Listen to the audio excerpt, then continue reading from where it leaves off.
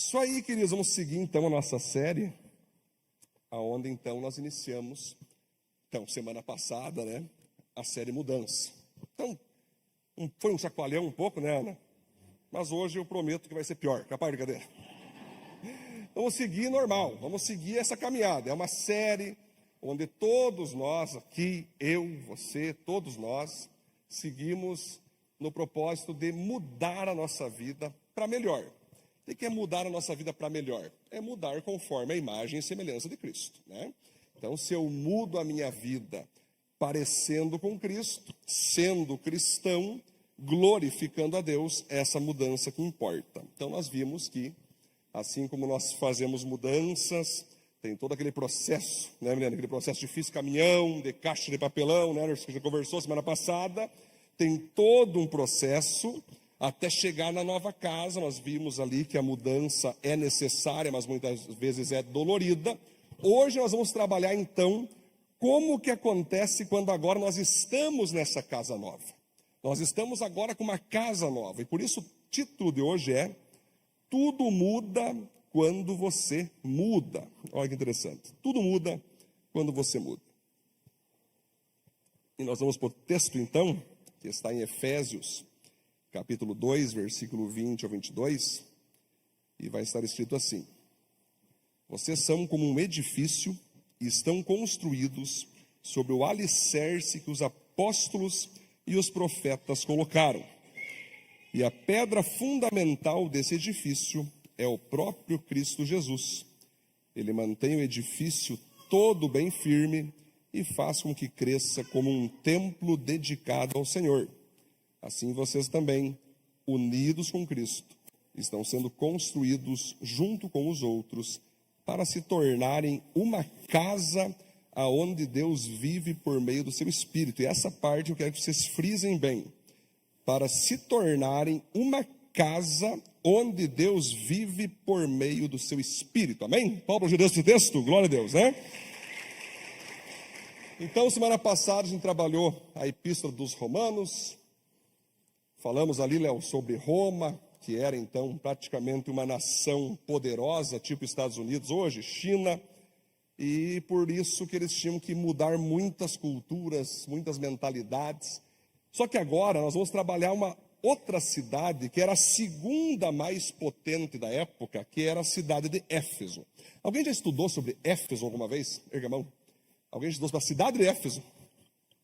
Não? Alguém já leu a Epístola de Efésios? Ah, bom, então, se tu leu Efésios, por tabela, tu estudou sobre Éfeso, né? Mas é legal quando você estuda sobre as cidades da época, que ela te dá uma luz maior das Escrituras. Então, Romanos, se tu estudar sobre Roma, você vai entender o que acontecia lá, gente.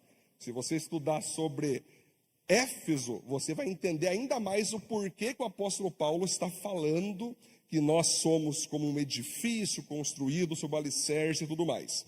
Para nós entender a cidade de Éfeso, queridos, uma coisa que era interessante, e ainda ela é uma cidade, Rodrigo, que existe na Turquia, ainda uma cidade cultural, onde nós temos ali vários tipos de templos, bibliotecas culturais, Pedro, que ainda ficou das construções. E diferente dos asfaltos de Panambi, que dura 5 anos e depois renova, 5 e depois renova, geralmente em época de eleição, os asfaltos de Roma duravam. As construções que existiam na época de Roma, na época de Éfeso, até hoje ainda existem fragmentos, até hoje ainda existem restos de estruturas, não porque caiu por causa que o material era ruim, era por causa que foi destruído com terremoto, com guerras. Mas as estradas do Império Romano, e quando eu falo Império Romano agora, Léo, se coloque-se então, Éfeso, todas as cidades baseadas no Império. Na época do apóstolo Paulo, Éfeso tinha vários templos a vários deuses. Um dos principais templos que tinha lá era o templo à deusa Ártemis, ou a deusa Diana, a Diana dos Efésios. Era tão poderoso ali, Anderson, a Diana dos Efésios, que se vendia então imagens, ídolos, com o rostinho, com o corpo da Diana. E era um comércio muito interessante, William. Era um comércio poderoso, era um comércio maravilhoso. Os artesãos que faziam aqueles ídolos lucravam muito. Até que um dia o apóstolo Paulo, acabando com a arte digital da época, disse: isso é do diabo. Aí parou as vendas, Rodrigo, de ídolos, estatuinhas, e eles queriam matar o apóstolo Paulo. Só veja em Efésios, você vai ver ali, Efésios não, veja em Atos dos Apóstolos a parte que fala do apóstolo Paulo em Éfeso, né? Está em Atos Apóstolos essa história. Ele disse: gente, isso aqui só são deuses humanos, isso aqui só são estátuas. Parem com isso. Deus não criou vocês para adorarem imagem, mas sim para adorarem a Ele. Então dê um tendel, fica aqui então, Milênio, um incentivo vocês verem Atos dos Apóstolos. Aquilo ali é espetacular. O apóstolo Paulo apanhou muito. O apóstolo Paulo levou muito soco na cara, Jânio. O apóstolo Paulo sofreu muita perseguição. Foi preso e no final foi morto. Léo. Mataram o apóstolo Paulo porque ele, quando ele pregava a verdade, as pessoas o odiavam. Nada diferente dos tempos de hoje. Certo, queridos? Sim ou não? A verdade é legal de ouvir a verdade? Hoje a verdade, Vitor, está sendo conhecida como discurso de ódio. Hoje a verdade no Brasil está sendo vista como uma atitude antidemocrática. Hoje a verdade no Brasil está sendo vista como um atentado contra a democracia. Hoje a verdade no Brasil está sendo vista como um golpe de lunáticos. Então, o apóstolo Paulo, nessa época, certamente já estaria enquadrado no inquérito das fake news. Vocês podem ter certeza disso. Então, existia bibliotecas, existia casas lindas e maravilhosas. Pensa você agora, qual que foi a casa mais bonita que você já entrou? Pare e pense por um momento. Aí tu pensa: é a minha, pastor, que é a minha? Tudo bem, isso é a tua glória, Deus. Mas qual foi a casa que você mais achou legal quando você entrou? Você viu a parte externa, você viu a parte interna. Pois é, ali em Éfeso, os efésios, eles tinham, Carol, casas lindas. Eles tinham um comércio maravilhoso. Eles tinham as suas lojas todas na maior excelência. Eles valorizavam muito a aparência. Eles valorizavam muito as estruturas. Por isso, quando Paulo, então, chega e percebe que ele tinha que plantar uma igreja em Éfeso, Léo, ele já pega aquela cultura. Pensa você, Panambi hoje, Léo, sabe o que seria, encaixaria perfeitamente no panambiense? E até no politiqueiro panambiense? Se Jesus estivesse em Panambi, na época dos judeus, ele falava: eu sou o pão vivo que desceu do céu, Léo. Para todo mundo entender que o judeu comia pão. Hoje, o que Jesus falaria? Você já sabe. Eu sou o quesco que desceu do céu. É isso. Ah, mas então, top. Então, bom, olha só. Então deve ser bom. Deve ser legal andar com Cristo, né? Então, na verdade, o apóstolo Paulo, pegando essa ideia de cultura, sabendo que a cidade de Éfeso era cheia de templos, era cheia de casas bonitas, ele pega e fala para os irmãos ali da igreja, os primeiros se ele consegue ganhar para Cristo, ele diz: ei, vocês são um edifício construído sob o alicerce que os apóstolos e os profetas colocaram. Ou seja, quem são os apóstolos? Pedro, Tiago, João, apóstolo Paulo, aqueles que levantaram a igreja. Quando tu pergunta: pastor, o que é o apóstolo? Existe apóstolo? Claro que existe. Apóstolo é quem funda a igreja, Rodrigo. Apóstolo é quem inicia uma igreja do zero e faz a igreja acontecer. Apóstolo. Aí quem são os profetas? Muito simples. São os apóstolos e profetas que pregam a palavra de Deus, que instruem a igreja, aonde ele está, a viver tais questões, a serem instruídos na santidade, na pureza, no amor, na doutrina. Então, ele diz aqui que, assim como um edifício tem seus alicerces, todo cristão tem que se alicerçar, não é num ensino solto da Bíblia Sagrada, um ensino solto, não, a partir de agora é a Bíblia que vai me guiar. Claro que sim, mas é principalmente a partir da explicação da Bíblia, que é através de uma pregação, de um acompanhamento, de um discipulado, de um atendimento, de uma caminhada junto, porque Deus ensina a gente através de gente. E aí eu queria que você cutucar essa palavra assim: ó, Deus ensina pessoas através de pessoas. Então, quando nós vamos analisar, queridos, toda essa estrutura geográfica, histórica, o apóstolo Paulo está dizendo o seguinte: que a pedra principal, a pedra fundamental que mantém um edifício de pé não é o pastor, não é um discipulador, não é uma estrutura, não é um pequeno grupo, não é uma celebração. É Jesus Cristo. Então, quando nós paramos para pensar, pastor, quem que é o responsável por manter eu de pé na vida cristã? O responsável é você. Mas se você deixar, Jesus Cristo vai te manter de pé. Você vai ter pastor que Deus vai usar, óbvio. Você vai ter discipulador que Deus vai usar para falar contigo, como eu trabalhei agora há pouco com vocês. Mas quem tem a obrigação de se manter de pé na presença de Cristo Jesus é você mesmo. Ou seja, quem nos mantém nele é Ele mesmo. Quem nos mantém firme em Cristo é o próprio Cristo, se nós deixar Cristo ficar com nós. Vocês entendem o que eu estou falando, gente? E aí que eu vou entrar agora no primeiro ponto, que temos 5 ações aqui hoje para nós entender. Vamos entrar então no primeiro ponto. Alicerce sua vida em Jesus. Faça de Jesus e sua palavra o alicerce que te mantém firme no Evangelho. Então, quando eu falo aqui, queridos, que a vida de devocional, de oração, não deve ser nenhum tipo de glória para você, não deve ser nenhum tipo de, nossa, eu faço devocional, eu oro tais tempos por dia. Queridos, um crente buscar a Deus não é glória, é obrigação. Porque se você não buscar a Deus, você vai cair. Toda pessoa que eu vi se desviar de Jesus, da igreja, você vai notar que tempos antes ela parou de ler a Bíblia, ela parou de orar, ela até estava, Jean, no pequeno grupo, ela até estava na celebração, mas do nada se desviou. Por quê? Quem mantém firme a pessoa com Deus? São humanos? Não, é o próprio Deus. Mas se a pessoa deixar que Deus a mantenha firme, e como ela vai fazer Deus deixar ela firme? Se essa pessoa buscar a Deus. Então a tua vida devocional diária cabe a você ter, não ao teu pastor, não ao teu discipulador.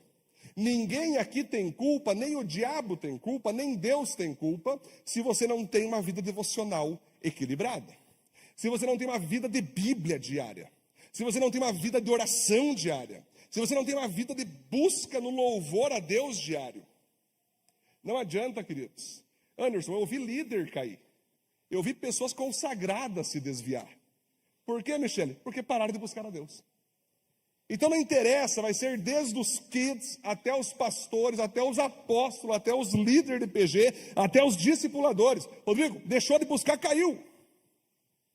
É questão de tempo. Ah, mas um dia não tem problema. Assim pensou o cara que caiu os dentes de cárie. Não vou escovar hoje. Não vou escovar amanhã. Ah, não deu nada, viu? Não vou escovar amanhã. Quando vê, perdeu os dentes. Realmente, não é de um dia para o outro. Mas vai acontecer um dia. Então, quando você começa a deixar a Bíblia, deixar a oração, achando que você vai ser sustentado com o churrasco no final de semana, que é a celebração, já era, querido. Ah, não, mas a celebração é top. Ali eu aproveito, ali eu dou o meu melhor. Ali eu recebo. Mas e na segunda-feira? E de segunda a sábado? Cara, tu vai cair, tu vai tombar. É o que o apóstolo Paulo está dizendo. Ei, vocês são uma casa. Toda casa tem um alicerce poderoso. Toda casa tem que ter uma base fundamentada. E detalhe, queridos. O próprio Jesus disse certa vez que um homem construiu uma casa sobre a rocha, outro homem construiu uma casa sobre a areia. Quando veio a tempestade, a casa que estava na areia desabou. A casa que estava em cima da pedra ficou firme. A gente tem até aquela imagem que é uma grande rocha, né? E uma casa em cima de uma grande pedra. Não, Léo.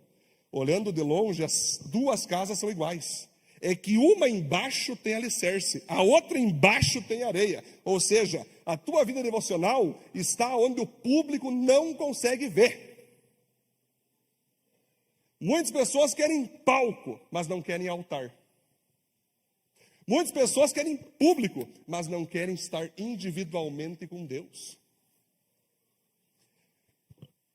Quando a tempestade vem, que tempestade? Alguma circunstância difícil, aconteceu alguma coisa no meio relacional, no meio financeiro, e se a pessoa não está pegada a Deus, já, ela cai.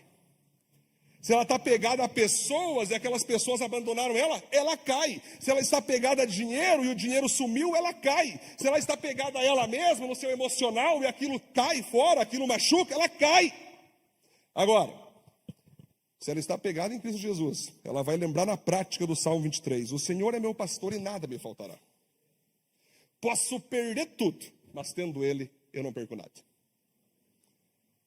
Não tem problema você ter tudo, mas se um dia tu não ter tudo, não vai ter problema, porque está com Cristo Jesus. Não tem problema você ser rico, milionário, alcançar todos os teus sonhos. Só que se um dia tu perder tudo isso, e você perder Cristo, teve um problema aí. Porque você estava baseando tudo que você alcançou, realizou, conquistou, como se fosse uma base para você se manter de pé. Não pode. Um livro poderoso que você pode adquirir também é o livro Enraizados. Quem já leu esse livro? Muito bom, tem uma galera que já leu. Então, esse livro eu sugiro a você. O livro Enraizados é quando você enraiza. Salmo capítulo 1 diz, felizes são aqueles que não se assentam na roda dos escarnecedores, mas meditam na sua lei dia e noite. Essas pessoas são como uma árvore que possui raízes. E com essas raízes elas dão muitos frutos. A raiz, meus irmãos, não se vê. A raiz é onde só está você e Deus. A raiz é quando você está na presença de Deus. Claro que tem pessoa que posta sobre tudo, posta buscando a Deus, posta xingando a pessoa no trânsito, tipo, tudo vira digital. Eu recomendo, queridos, que a vida virtual, você poste só o que interessa para o mundo virtual. Você tome cuidado para não fazer a tua vida real, em todas as áreas dela, virar virtual. Porque tem certas coisas da nossa vida real que só quem é real na nossa família, que entende da nossa realidade, vai conseguir compreender. Mas tem pessoas que parece que fazem da vida familiar, da vida íntima, da vida com o esposo, da vida com os filhos, tudo que acontece desde o café da manhã, vai na manicure, vai não sei aonde, vai caminhar, vai correr, tudo vira rede digital. É o mundo idiotal, é o mundo digital. Quando, na verdade, queridos, o melhor mundo que existe é o mundo real. Olha para o que está do teu lado agora. Olha para o que está do lado. Olha para quem está do lado. Está vendo? Essa pessoa é real. Essa pessoa, talvez com o tempo, nós vamos se perder um pouco, Pedro. Está vindo agora o metaverso. Está vindo agora aqueles óculos Rift. Está vindo agora aqueles da Apple, que a pessoa já não sabe mais se ela está andando na rua real ou na rua digital. Começa os caras a ficar perdidos, assim. Está uma bagunça esse planeta, nós vamos vendo. Daqui a pouco tu vai estar olhando uma pessoa, tu acha que é ela, mas é o metaverso do Zuckerberg, que ela está lá na China e tu está aqui em Panambi. Ou seja, o diabo ele vai tentar sim te virtualizar de tal forma que tu vai virar um avatar. O teu avatar do Facebook é só um prenúncio de como você vai ser visto no metaverso. Bom, não vamos falar sobre tecnologia e modernidade agora. Mas a verdade é, pastor, não posso usar redes sociais, eu sou o que mais usa e mais se incentiva a usar para a glória de Deus. Rodrigo, para pregar o evangelho, para expor Cristo, não a você mesmo. Para expor a palavra. Michele, tem pessoa que está com o celular lá, depressiva, daí tu bota um vídeo de Jesus, tu salva a pessoa, tu nunca vai saber. Essa pessoa lá, triste, tu botou um texto bíblico, uma pregação, a pessoa, meu Deus, que maravilha. Gente, toda semana, Milene, eu recebo uma mensagem assim, pastor, muito obrigado, eu estava para fazer isso. Gente, perdi a conta, eu estava para me matar, vi esse vídeo, fiquei firme. Eu estava para me divorciar, vi esse vídeo, pastor, consegui ficar firme. Gente, a rede social é maravilhosa, a rede virtual, com certeza, é um instrumento poderoso de Deus para pregar o evangelho. Agora, para ficar você aparecendo, para ficar se projetando, para ficar, sei lá, fazendo o quê, aí não tem como. Entende? A vida virtual é uma coisa perigosa. Além de ser uma coisa maravilhosa, ela é perigosa também. Pessoas botam o endereço da casa, botam que hora sai, botam quando viaja. Os bandidos virtual só que vai botando.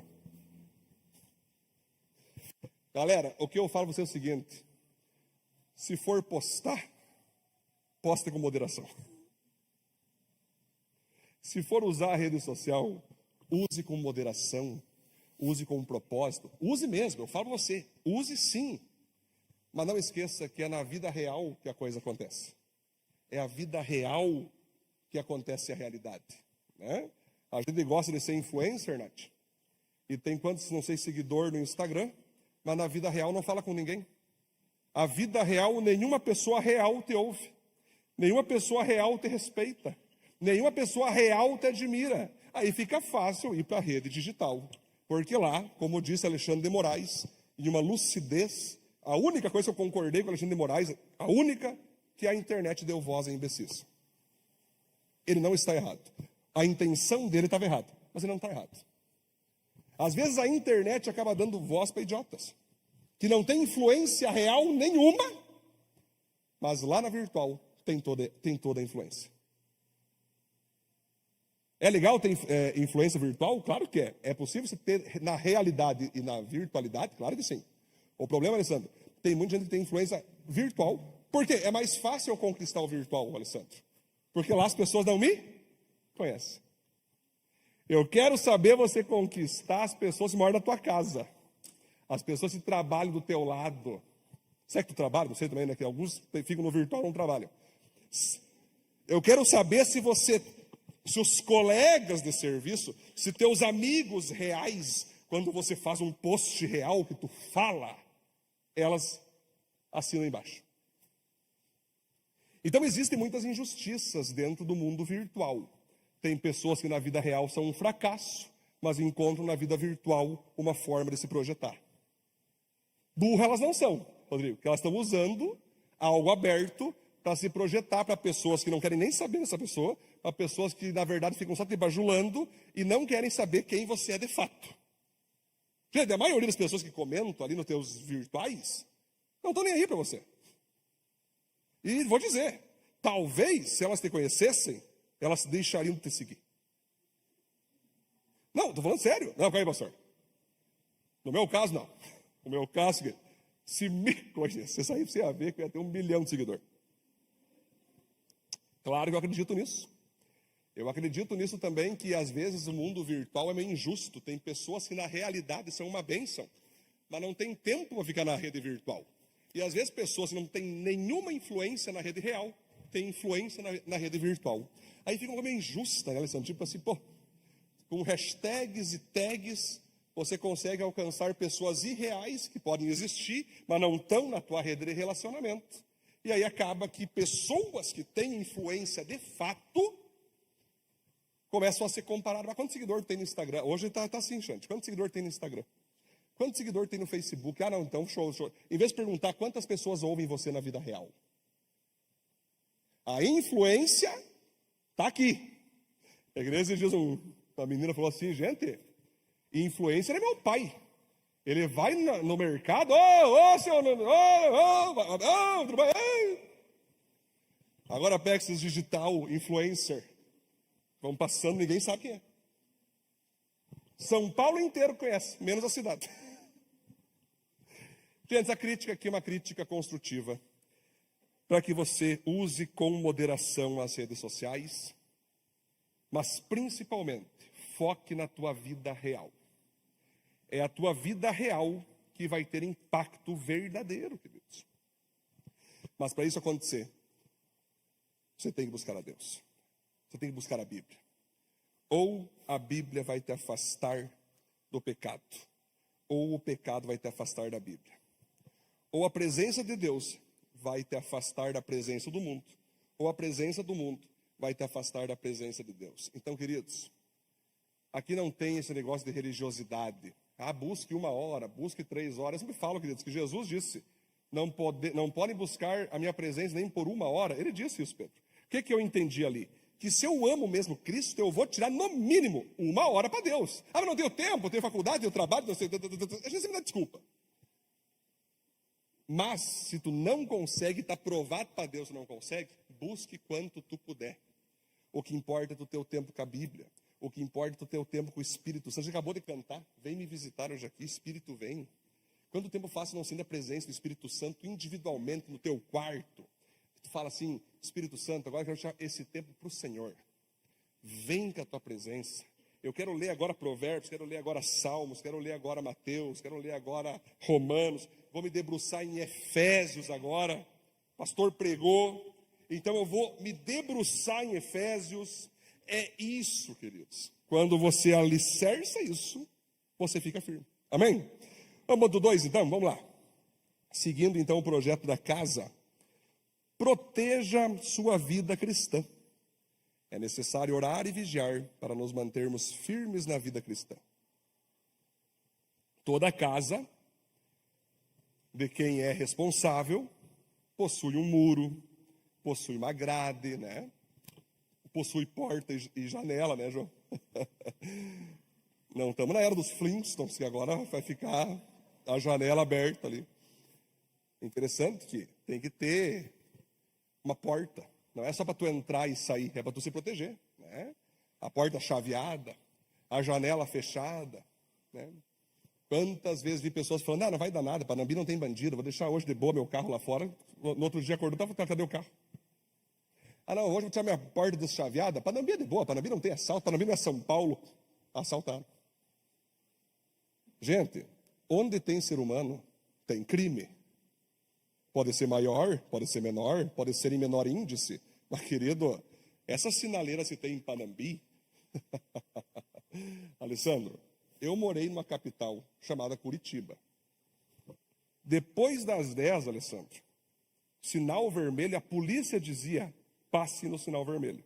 Mas hoje tem pardal para te impedir. Então, ou seja, tu paga uma multa, para e ainda pode ser assaltado.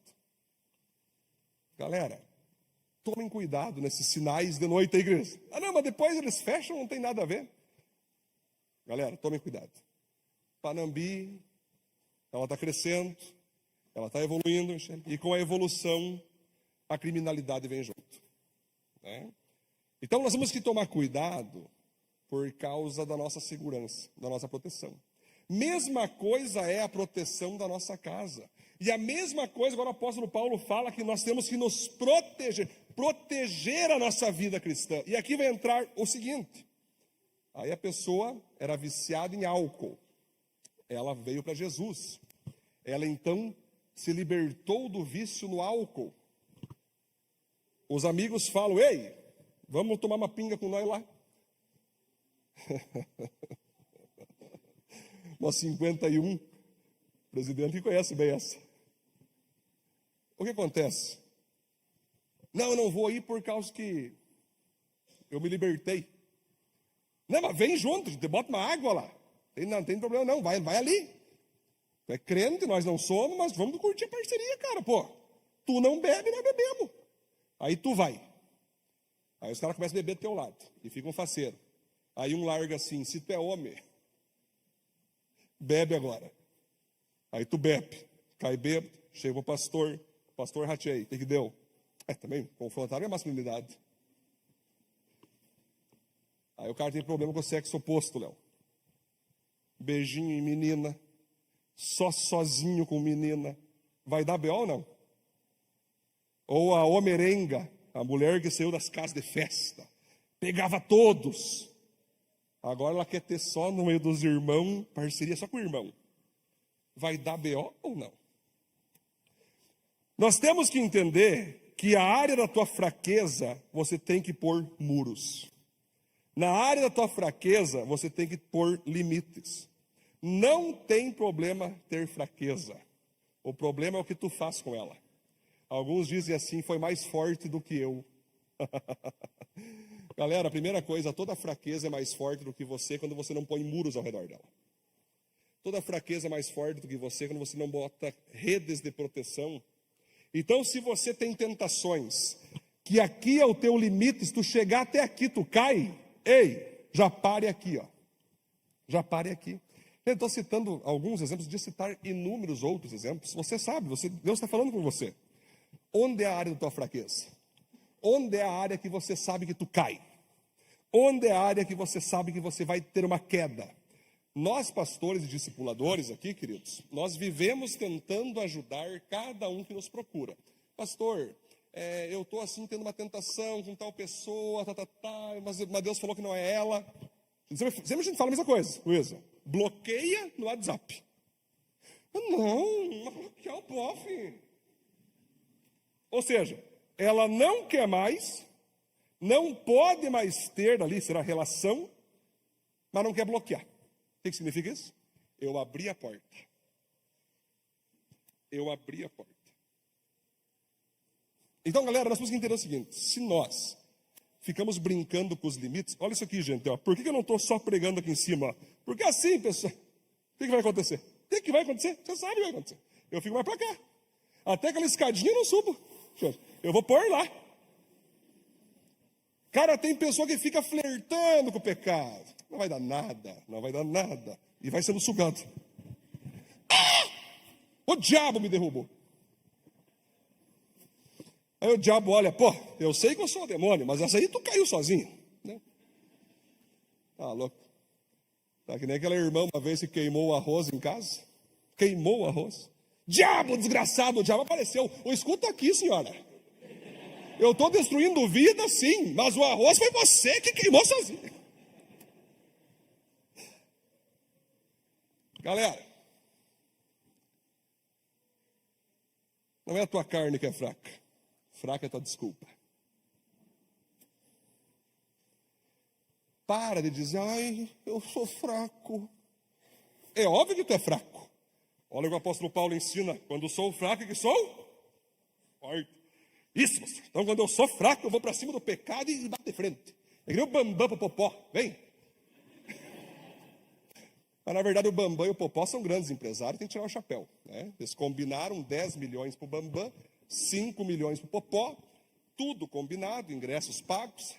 Aí, o Popó só deu uma chavecada, ele cai no chão e leva 10 milhões para casa. E você ficou lá, vai Bambam. Pelo amor de Deus, gente. Tem certas coisas, mas enfim, isso aí vamos falar outra hora. Qual que é a área da tua fraqueza? Se você cair, lembre-se, a culpa não é do diabo. A culpa não é de Deus. A culpa não é da igreja. A culpa é sua. Se você sabe onde é a tua área de fragilidade, coloque muro, coloque tudo que você bota alarme, rapaz, bota anjo. Corre! Para você não cair. Ponto 3, vamos lá. Selecione suas amizades. Escolha quem serão seus amigos cristãos para que esses abençoem sua vida. Até eu coloquei aqui, escolha quem serão seus amigos cristãos, porque se tu tem amigo que não é cristão, você acaba tendo um inimigo em formato de gente. Pedir conselho para uma pessoa não cristã, já pensou na cara dessa? O cara não tem o Espírito Santo, a menina ela não tem a Bíblia como referência, minha melhor amiga. Cara, às vezes eu vejo o pessoal postando no Instagram, minha melhor amiga. Aí eu pergunto, essa melhor amiga é crente? Se não é, bom, já entendi que tu não crente não é. Porque crente que tem amigo não crente, e quando eu digo amigo, de amizade. Não é andar junto, ter respeito, para tentar ganhar para Jesus, não é isso, não é isolar. Mas é amigo, abrir o coração, não está bem entendido que é cristianismo. Agora o que acontece? Uma casa, nós vamos ver que tem uma cozinha, que tem uma sala, que é o lugar onde a gente abre para pessoas íntimas, onde a gente abre para pessoas que a gente gosta, que gosta de nós. E aqui vai entrar o grande ponto. Na busca por tua mudança, na busca por tua evolução cristã, você não pode abrir a sua cozinha, comer junto, trocar ideia com pessoas que vão te trazer regressão espiritual. Você não pode levar para a tua casa, para a tua sala, uma pessoa que não vai contribuir para a tua mudança, para o teu avanço. E aí que eu entro nesse momento, queridos, para dizer para você o seguinte: existem familiares que tu não pode simplesmente rejeitar, tem que ir andando junto por educação familiar. Mas agora, quando você vai selecionar amizades, vai abrir a porta da tua casa, receber na tua cozinha, fazer aquele almoço, é um tempo sagrado que você vai ter ali. E aí eu lhe pergunto, quem são essas pessoas que você está abrindo a porta da tua casa? Elas estão agregando valor na tua vida? Elas estão revelando Cristo na tua vida? Elas falam da palavra de Deus com você? Pessoal, eu tenho um compromisso comigo, que qualquer pessoa que eu falar, Pedro, qualquer momento que eu estiver, qualquer reunião que for, seja um almoço, seja uma janta, seja um tempo de comunhão, seja um tempo para jogar conversa fora, Léo, eu vou jogar então conversas bíblicas fora. Mas eu não vou deixar de falar de Cristo, de em algum momento ali das conversas, que hoje se fala de tudo, né, Renato? Economia, política, esportes, né? Vai levando. Mas tem que ter aquele momento que Jesus vai chegar na mesa, que Jesus vai pegar uma cadeira e nós vamos falar sobre Jesus Cristo. Vamos falar sobre histórias bíblicas, vamos falar sobre princípios bíblicos, vamos falar sobre como sermos cristãos melhores. Alguns falam assim, pastor, vai vir com um papo espiritual agora, pastor, agora estamos de boa. Esse é o problema. A Bíblia fala o seguinte, Paulo falou para Timóteo, pregue a tempo e fora de... Ou seja, a Bíblia, o falar sobre Jesus, não é só aqui dentro da igreja. O falar sobre Jesus não pode ser só numa reunião de pequeno grupo. O falar sobre Jesus, ele tem que estar em nós. A gente fala sobre Jesus o tempo todo. No acampamento de adolescentes, eu até falei para a galera que estava ali, tinha jovens também. Fico feliz que muitas pessoas receberam essa palavra. Mas a minha esposa vai lembrar, quando nós éramos adolescentes, assim, nós se reunia para ler Bíblia, para orar com nossos amigos. Não tinha esse negócio de ficar vendo vídeos ou outro tipo de desenho ou filme. Não, era Bíblia. Era conversa bíblica, era a tarde inteira um tererê e Bíblia, amizades cristãs. Hoje muitas meninas cristãs se reúnem, uma fazia a unha da outra. Nossa, que linda, amiga. Nossa, vamos tirar um story. Passa o tempo todo ali, um culto ao corpo, um culto à vaidade, um culto à beleza, ou sem ela, e não se fala de Cristo Jesus. Não se fala. Outra coisa são irmãos em Cristo, né, Pedro? Homens ali, adolescentes, se reúnem. Fala de tudo. Fala do Lula, fala do Bolsonaro, fala da economia que sobe, fala da economia que desce, fala do agro, fala de tudo. E todo mundo sabe de tudo, né? São os Warren Buffett da economia. Estão tudo com o nome do Serasa, mas são um modelo de dinheiro, né? Sabe aonde investir, sabe como ser rico, sabe como investir na bolsa, e assim vai. Mas não falam de Cristo Jesus. Galera, eu não consigo, Alessandro, me sentir bem se eu passei o tempo inteiro, isso não acontece, mas eu passo ali e não teve Cristo. Tem pessoas que não veem isso como pecado. Não, pastor, pecado são coisas gravíssimas, adultério, assassinato, mentira. Eu não falar de Cristo não é pecado. É.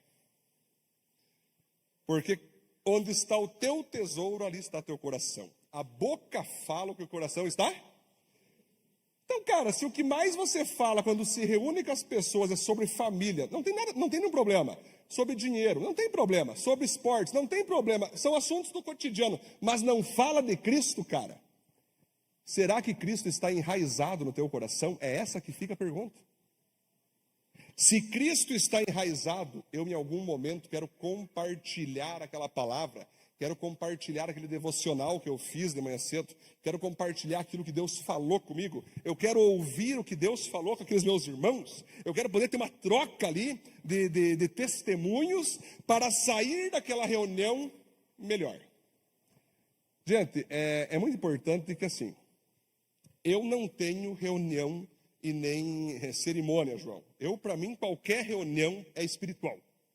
Pode ser aqui na igreja, pode ser num pequeno grupo, pode ser num café da manhã lá em casa, pode ser caminhando. Para mim, tudo aquilo é uma reunião, é uma oportunidade que eu tenho para edificar alguém, para abençoar alguém. E a melhor coisa é quando eu ouço, pastor, foi muito bom estar contigo ontem. Tu largou umas palavras ali, pastor, que tá louco, eu estava ali com o pão com mortadela ali, pastor, quase vomitei ali, que foi muito forte. E eu gosto de fazer isso. Coma. Beba. Agora receba o pão da vida. E o cara larga uma palavrinha daquelas, pensando, que eu sei que a pessoa não saiu só alimentada na minha casa. Ela vai querer voltar por causa do alimento depois. Mas ela saiu por causa da palavra de Deus. Marcou a vida dela. Marcou a história dela. E é isso que nós temos que fazer. O ponto 4, vamos lá, pelo último ponto para nós ir seguindo. Defina quem serão seus conselheiros. No avanço de uma vida transformada, temos que ouvir conselhos de pessoas maduras. Então, nós temos amizades cristãs, né? Nós temos pessoas, e aqui, galera, vale a pena, quero deixar bem claro para vocês, queridos, que nós temos na nossa igreja um modelo, uma estrutura funcional ministerial, que é a visão propósitos, né? Nós trabalhamos com a adoração, incentivamos todos a buscar a Deus. Trabalhamos com comunhão, agora eles que estão craque que fizeram com o point plug agora, né? Trabalhamos com comunhão, que é nós andarmos juntos como igreja. Trabalhamos com discipulado, que é cuidarmos uns dos outros, pessoas maduras discipulando. Trabalhamos com evangelismo, que é trazer pessoas lá fora para dentro da igreja. E trabalhamos com serviço, para nós usarmos nossas habilidades e dons, para a glória de Deus. Só que assim, queridos, nós discipulamos pessoas aqui, Paty, que fique bem claro isso aqui. Não é só através de discipuladores pessoas. Quando você vem na igreja, você está recebendo a pregação, você já está sendo discipulado. Você já está sendo aconselhado pela pregação. Quando você vai num pequeno grupo, você já está sendo aconselhado no pequeno grupo. Algumas pessoas possuem discipuladores. Eu sempre pergunto, você tem certeza que você quer ser discipulado por um casal ou por uma pessoa madura? Por quê? Porque daí a gente entra numa profundidade maior. Não é que tu vai ser obrigado a se abrir para aquele discipulador. Ninguém na igreja é obrigado a nada. Nem Deus obriga ninguém. Mas se você se coloca na posição de discípulo, de discípula, se espera que então você está pronto para receber conselhos, para ser então orientado, questionado, para ser instruído, né? E por isso quando eu falo aqui, queridos, para você buscar conselheiros, eu não estou dizendo necessariamente que você consagre um discipulador para você, ou uma discipuladora. Eu estou dizendo, você tem que ter pessoas que você entenda que são maduras, que você entende que são de Deus, para aconselhar você naquilo que você não entendeu em Deus. Porque tem coisas, Gustavo, que é o que nós pregamos aqui. Busca Jesus. Ore a Deus. Deus falou, manda ver. O próprio Deus falou para ti o que fazer. Vai.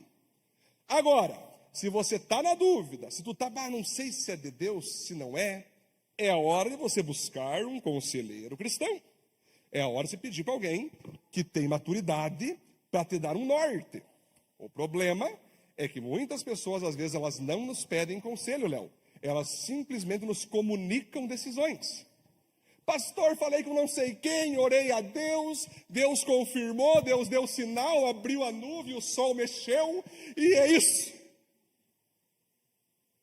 O que eu falo, Cassiano? Glória a Deus.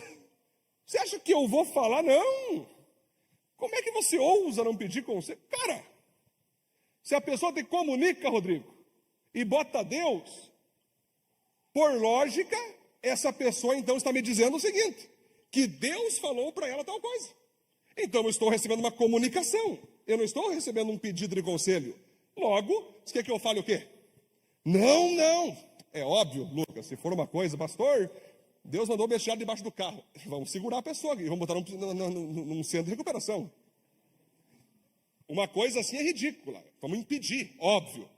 Agora a pessoa vem, pastor, Deus falou comigo para fazer tal coisa, me abrir tal coisa, sei lá, tantas coisas que o pessoal nos fala, que não é pecado, que não é nada a ver com pecado, com carnalidade, cara. Não nos deu o privilégio, então, Xande, não nos deu o tempo para amadurecer a ideia. Porque eu sou assim, Xande, se o cara me pede um conselho, pastor, quero abrir uma empresa. Pastor, quero abrir, sei lá, um ministério. Primeira coisa eu vou falar para a pessoa. Se ela é ansiosa, ela não vai esperar.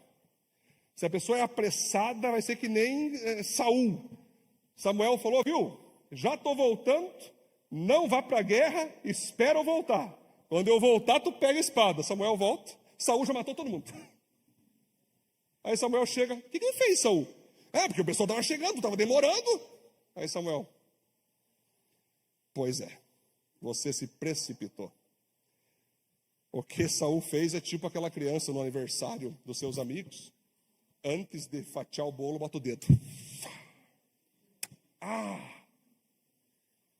Quem tem nojinho nem come mais. Aí Samuel falou, Saul, era melhor obedecer do que sacrificar. Você não esperou o meu aval. E você fez por tuas contas. Agora o reinado que tinha com você vai ficar para Davi. Aí ele vai embora, Léo. A Bíblia é coisa de louco, cara. Aí o Saul agarra ali no manto de Samuel e rasga o manto de Samuel.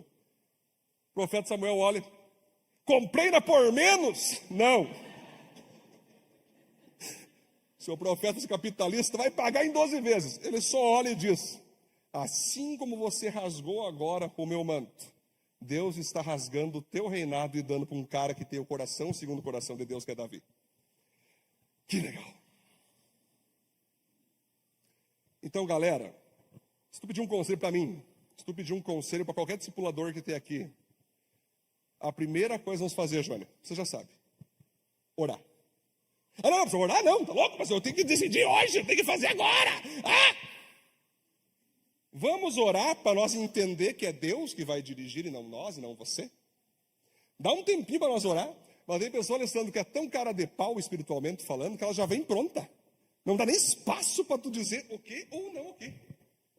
E outras pessoas são piores ainda. Elas sabem que estão errando, elas fazem aquilo, e tu descobre no meio do caminho.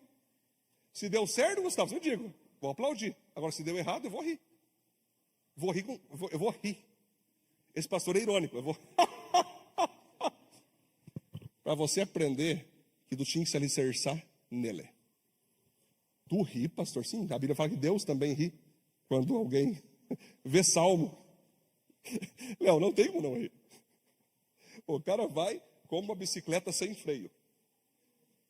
Quer descer o Morro do Grosso. Dizendo que Deus falou. Aí tu fica, calma aí. Deus sim, o sol mexeu, a lua dançou. Tá bom? Glória a Deus. Pá! Pastor, o que tu me falou? Tu pediu? Pessoal, Provérbios diz que a sabedoria está na multidão de conselhos. A sabedoria não está em ti.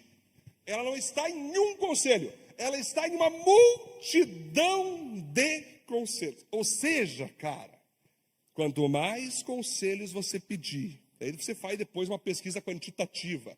Pede para umas 30 pessoas um conselho. Eu vou lançar meu próximo livro agora, Xande, e eu estava na dúvida de qual capa eu vou fazer. Minha esposa estava com uma opinião, estava com a outra. Lancei para alguns casais. Todos foram junto com a Cíntia. Eu entendi o que, Anderson? A capa, então, vai ser conforme a esposa falou. E eu estava, não falei pra você, João, eu estava com a outra. Mas eu pensei, cara, mas calma aí. Vou pedir conselho. Pedi, todos unânimes. Essa, pastor. Então, olha só. Pedro, fechou. Quando você estiver na dúvida, quando você estiver precisando de uma confirmação, não vai cair pedaço você pedir conselho. Ah, mas vai que dizem não, pastor. Tá, mas faz parte, se não é de Deus, tem problema? Mas vai que eles falem que não é de Deus. Mas não é bom, não é bom. Não é bom que não seja Deus, porque vai que não é e tu vai. Bom, por que eu falo sobre isso? Toda casa tem seu banheiro. Acho que meu filho está gritando.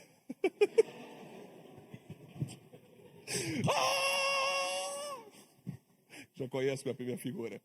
Tá feliz o que hoje, né? Tá ligado, né? Toda casa tem seu banheiro, toda casa tem sua seção de dispensa, ali onde tu lava tuas roupas, e só os íntimos então entram, né? E por isso nós temos que ter conselheiros para isso. O ponto 5, para nós fechar, queridos. Ponto 5 e acabou.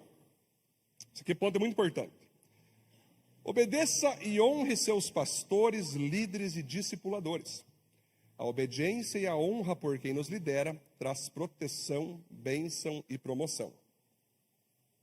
Galera, toda casa, ela possui o teto. Toda casa, ela possui o telhado. Já pensou, Gustavo? Quero fazer uma casa, fica lindo, mas em cima um buracão. Os móveis tu comprou em 12 vezes, sofazinho, cama, pá, e o teto aberto. Eu quero viver a céu aberto. Eu quero viver a céu. Primeira chuva, acabou teus móveis. Quando a vasilha é vidro, primeiro a chuva de pedra destrói. Por quê, queridos? Todos nós temos pessoas que são autoridade em nossas vidas, que são o nosso teto, que é o nosso telhado.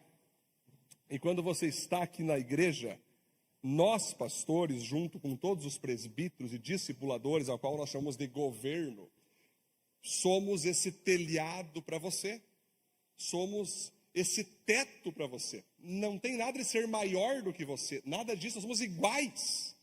Mas para você ter proteção, nós estamos aqui para isso. Nos acessem, pastor, tu pode abençoar tal coisa, tu pode orar. Presbítero Alessandro, né, diácono Pedro, você pode me instruir?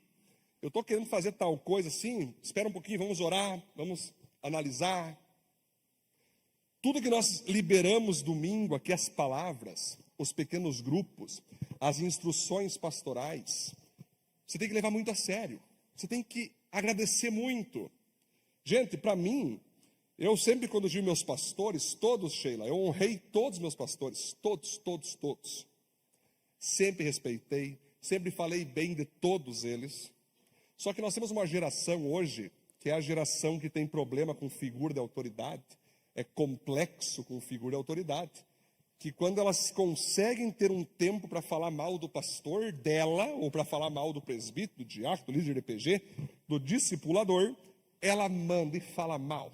Aí o cara fala mal, mas continua vindo na igreja. Ele vem aqui, come das palavras liberadas aqui, pegam das bênçãos que são liberadas aqui, mas durante a semana, ó, falando mal do pastor, falando mal de algum discipulador, falando mal da igreja, cara. Vê se, cara, o que a Bíblia fala? É como um cão que come, depois vomita e come o vômito. Nojento, né? Mas como que uma pessoa, cara, pensa você, consegue falar mal do próprio pai, da própria mãe? Tem pessoas que falam mal dos pais, falam mal dos seus próprios irmãos da casa. Estou falando de sangue agora. Velho, a Bíblia fala o seguinte: honrarás teu pai e tua mãe, para que te prolongue os dias na terra. Quantos jovens estão morrendo antes porque não têm honrado os pais? E a mesma coisa vale para pastor, cara. Velho, você tem um pastor, como é que tu vai falar mal do teu pastor? Você tem lá um presbítero, um diácono, um líder, ninguém é perfeito, são todos seres humanos. Mas como tu consegue encher a boca para falar mal daqueles que te ensinam, que oram por você, que batalham guerras absurdas por você, que muitas vezes você nem imagina as guerras que nós travamos e você não sabe? Lobos ferozes de todas as áreas de Panambi, querendo devorar vocês, e nós batendo de frente, arrebentando com todo mundo.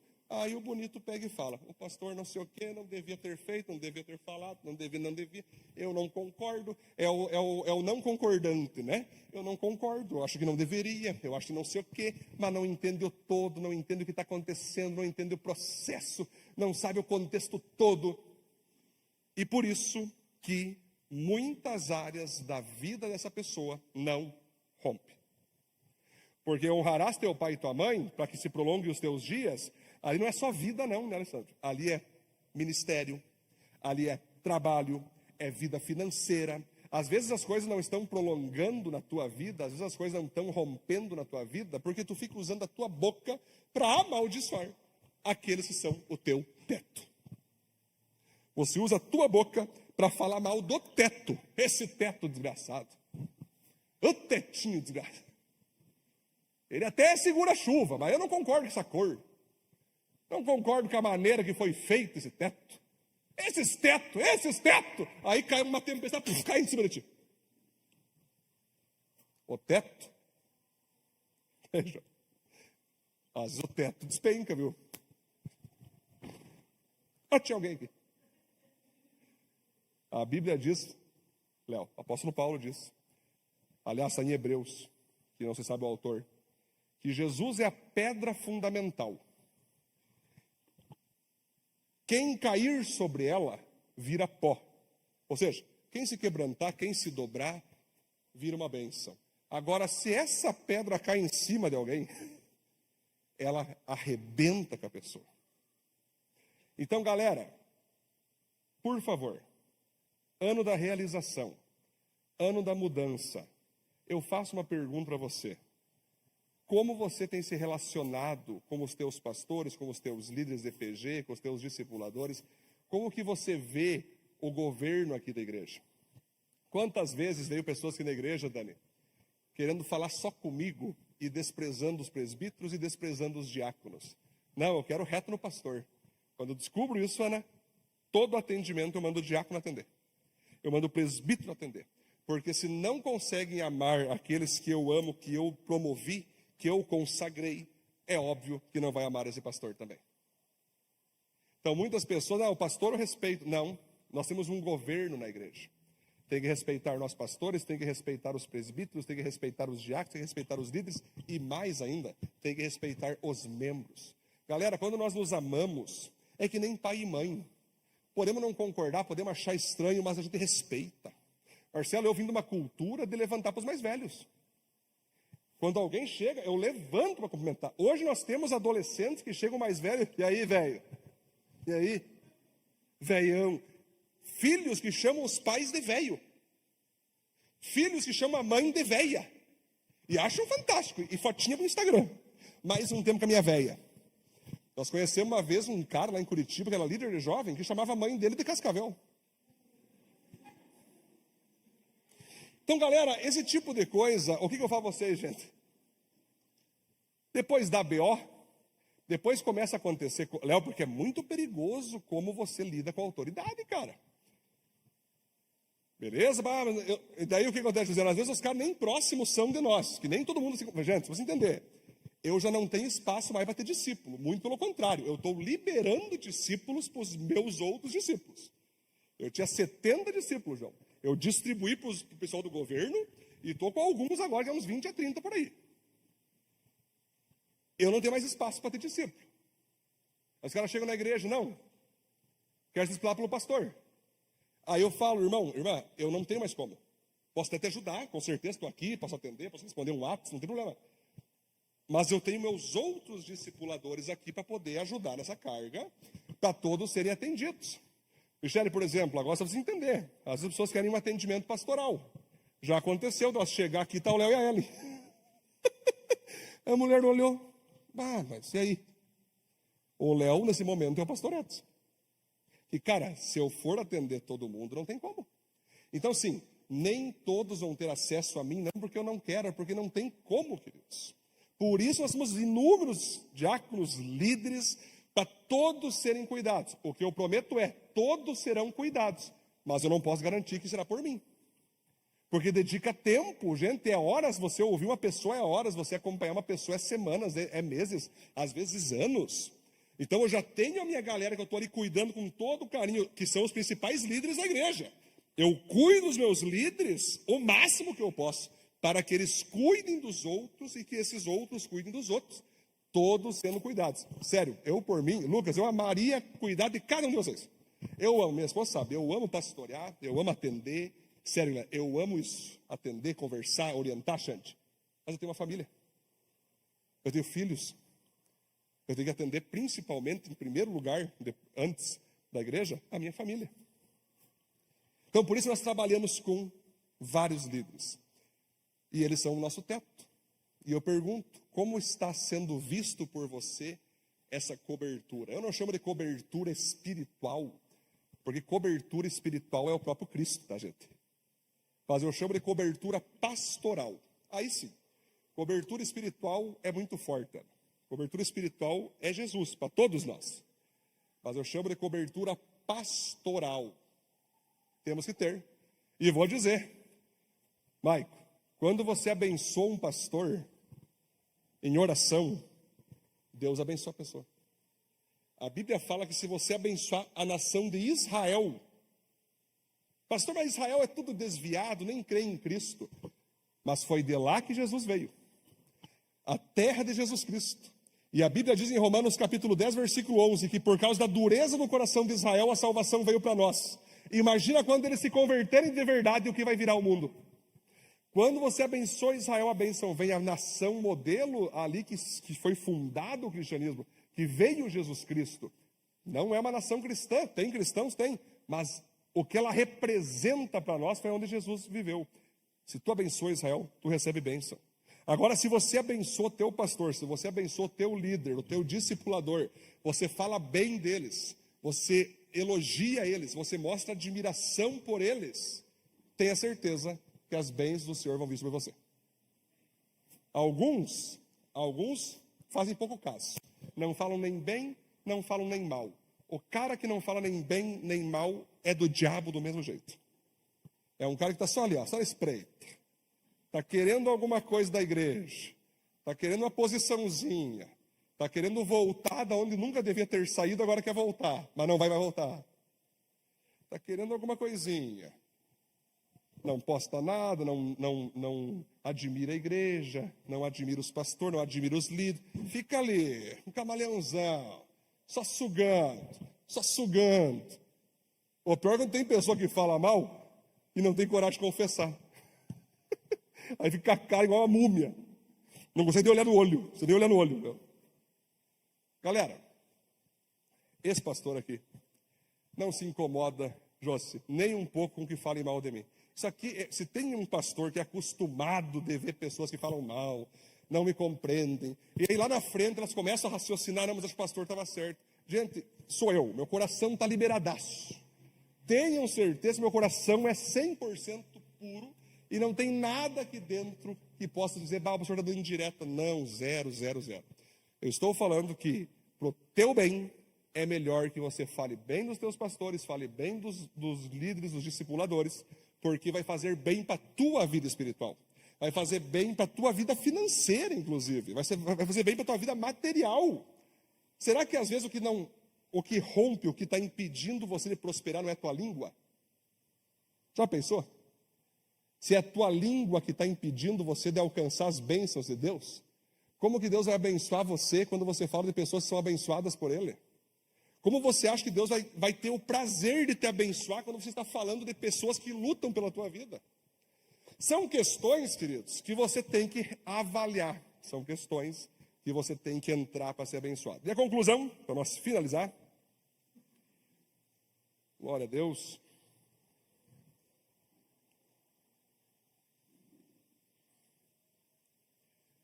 Mudar é importante, mas mantermos e melhorarmos essa mudança tem a mesma importância. Então, queridos, nós entregarmos a vida para Jesus é muito bom. Nós entregarmos a vida para a palavra é muito bom. Mas nós temos que seguir essa vida de mudança. Então, hoje eu preguei 5 pontos. Você se enraizar em Jesus Cristo, você proteger tua vida cristã, cuidando e colocando muros, limites para não cair, selecionar amizades que sejam cristãs, definir quem serão seus conselheiros e obedecer e honrar seus pastores, líderes e discipuladores, que são o teu teto. Amém? Pablo ajuda esse texto? Glória a Deus. Vamos ficar em pé? Ficar em pé? Vamos fazer uma oração agora então. Não vou pedir para levantar a mão, nem fazer apelo algum, porque essa pregação é uma pregação que todos nós temos que refletir, todos nós temos que agora meditar, orar e perguntar a Deus, como é que eu estou aqui? Eu estou me alicerçando em Ti na vida devocional? Eu estou protegendo a minha vida íntegra na santidade ou eu estou brincando com o pecado? Senhor, eu quero levantar muro, eu quero levantar a janela, a porta. Eu não quero brincar com o pecado. Eu quero selecionar amizades cristãs, eu quero falar de Jesus, quero que falem de Cristo para mim, eu quero fazer isso. Eu quero buscar conselhos. Eu não quero ficar decidindo por mim mesmo as coisas. Eu não quero ter medo de pedir conselho se o conselho for diferente do que eu quero ouvir. Porque o que eu quero é fazer o certo, é fazer o que Deus me manda. Eu vou definir conselheiros. Eu vou abençoar meus pastores em oração, vou abençoar meus diáconos, meus presbíteros, meus líderes e discipuladores. Quero abençoá-los, quero agradecer por eles, eu quero poder admirar eles cada vez mais. Quero falar bem deles lá fora. Eu não quero ficar nem sem falar mal, nem sem falar bem, quero falar só bem. Não quero ser neutro, porque eu sei que abençoando meus pastores, abençoando o governo da igreja, eu serei abençoado. Se os olhos fechados, vamos orar então. Senhor, te louvamos, Pai, por essa palavra que o Senhor nos liberou, e nós queremos de fato, Deus, alicerçar nossa vida em Ti, alicerçar nossa vida na Tua palavra, na busca pela Tua palavra, numa vida devocional diária. Nós queremos, Deus, colocar limites em nossas fraquezas, proteger nossas áreas de vulnerabilidade. Não queremos brincar as áreas onde nós somos fracos. Queremos colocar fortalezas ao redor para nos mantermos íntegros. Queremos selecionar nossas amizades, nossos conselheiros. Queremos, Pai, ser pessoas que abençoem nossos pastores e líderes.